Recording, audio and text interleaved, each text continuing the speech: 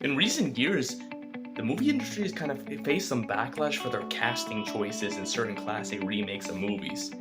Why is that? We're gonna go a little bit deeper into three specific movies: Peter Pan and Wendy, The Little Mermaid, and Lilo and Stitch, which has not come out yet but is coming out in the future. Hey there, but it's Seth the Skeptic here. We're gonna be talking about the casting choices in recent movies and how they're kind of like it's like puzzling to the mind why the movie industry is trying to go to this way. Now, if you look at it through a technical lens, it makes sense. Historically, the movie industry has been known to remakes of movies to just make a quick buck. So, what happens when it stops working? People start to realize that remakes are just bad. Not all of them. There's some good remakes out there, but they're starting to realize that you can't just remake a movie anymore and make a decent amount of money. They still can, kind of, but not as much as before because people are smarter. So, what do they get to do? What do? They just grift in diversity and inclusion. They just make characters literally different skin colors or different genders because they just want to make a lazy remake of a movie to keep doing it, and that's the way they're going to attract the audience. In our first example, we have Tinkerbell and Peter Pan.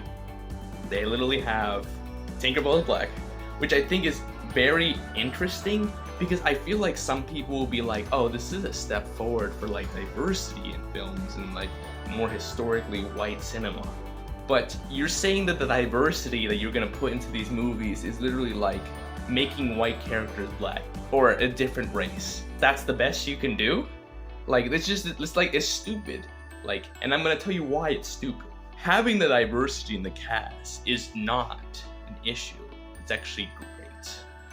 Whenever, as a Hispanic, I love seeing more Hispanics in films, but I don't want a character cast just because of the race. Peter Pan and Wendy was not well received. Even though the critic score is much higher than the audience score, the audience score in Rotten is like 12%, and the critic score is like 62. Like, so, even though the critics rave it much higher, it's still not even that good. So it's one of those classic, we're just gonna remake a movie and put something to attract people where they put a black Tinkerbell so they could try and get black audiences to come and watch the movie regardless of the quality. So they also kind of did this thing where the Lost Boys weren't all boys. But you're not all boys. So? Which I think is even dumber. Like, you literally have a group called the Lost Boys, and you're gonna make some of them girls. Not all Lost Boys are boys. I mean, it's even stupid saying it. I'm sorry. Like, if you went into the race swapping, maybe you can justify it a little bit, but I feel like this gender swap is so unnecessary. It's such a pander. And it's just, we're trying to get more of a female audience. I don't even think the female audience cares if the Lost Boys are boys. They're Lost Boys. I don't know what to say. But let's go a little bit forward because, well, you know, not necessarily every single movie that has a race swap or a gender swap could be bad. The Little Mermaid actually looks like it's going to be a little bit better than it's expected. Of course, not accounting for the trash CGI that is so bad. Flounder and Sebastian are giving me nightmares and how they look. I promise you they're giving me nightmares like every night, every time I see a poster of them. But it's actually looking like it could be not as bad as I initially thought it would be, because I thought it was going to be, oh, this is going to be another one where they just do the race swap just to make it appealing to audiences to come and watch, and then they just put out a bad movie. But they've already had a premiere, and it's hard to say if it's just super fans just like, oh, no matter how bad it is, we're gonna say it's amazing, or if it's actually good. Right now, I'm kind of leaning towards that it being at least decent, because it's now I'm kind of like excited to see it. Like, before it was like, oh, this is the griftiest grift ever. It's like, this is like, you're trying to take away like a Norwegian, I think Little Mermaid's supposed to be a Norwegian, so they're trying to make her black, and they're trying to kind of like wash the culture away because it's not in the cultures they prefer, which I thought was just like, yeah, it's kind of dumb, especially when we mentioned further in the video about Lilo and Stitch. But you can see how, even though this movie is going to be a much longer runtime, which is kind of interesting how they're going to basically add scenes that probably weren't in the original or just expand upon them, which might cause it to feel slow. you're still gonna get a high turnout because they have marketed this very well. They didn't do this for Peter Pan and Wendy, but this one is they're literally appealing to the more minority audiences, specifically black audiences, because of Black Little Mermaid.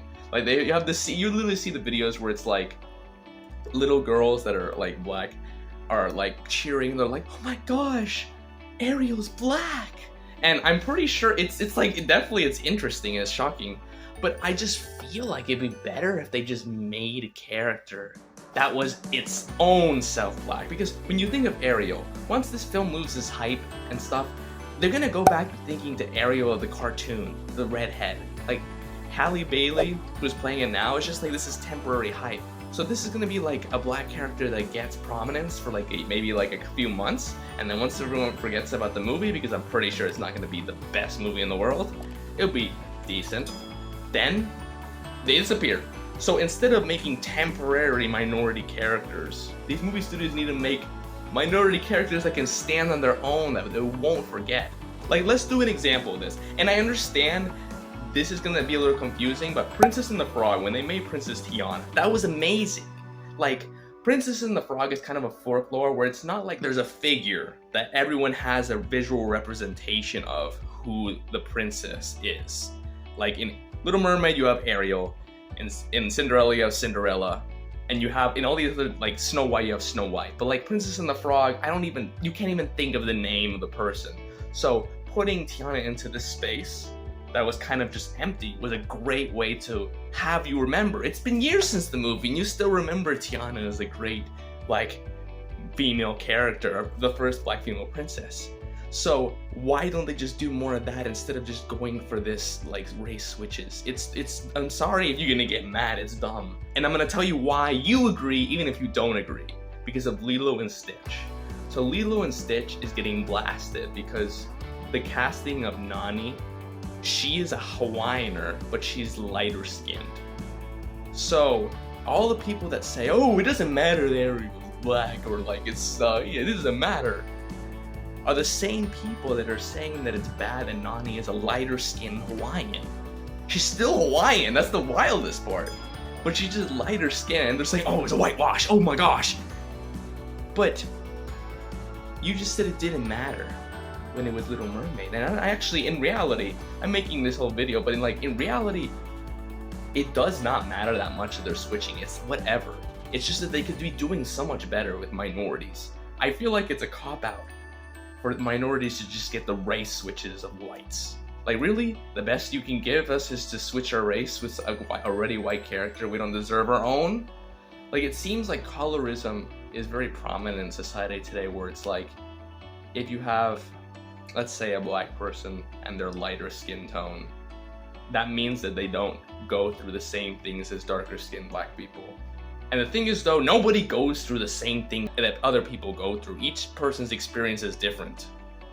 Like, I remember there was what's the thing, a Jubilee video where there was this, it was like one fake black guy and then like a lot of other ones. And it was this white guy who was adopted by a black mother, and he basically got raised in black culture. And he was able to fool them all and win the prize money, but he was white. So he still got to experience a lot of things. So the experiences that a lighter skinned like minority might get, it still is like, let's say for me, I still get the Hispanic experience. Whenever I talk to other Hispanics, like even if it's Brazilian, darker skin, you still kind of have that similarities in the culture. So it's not much about how the shade of your skin color. Like if I went to the beach, does my experience change? If I get a tan, does my experience magically change? No! Like if when I can tan very well and I get like a couple shades darker, so does that mean when I lose my tan, my experience changes? Which I've already told you my feelings about how the race swapping is in Little Mermaid. It's not that I even care about it, it's just I feel like we could do better. Like we can have better than this. And that's my personal opinion. So that's the question. Are you going to let, when Little Mermaid comes out, if it ends up being bad, and are you gonna let the corporations keep getting away with just change, like basically just changing genders or races of characters just for a profit? Or are we gonna demand better representation? That's the key. That's just the thing where it's debatable. Some people say that is better representation, but I cannot see it. I'm sorry. I want my own character. I don't want a character that's a copy of a ready-made character, an imitation.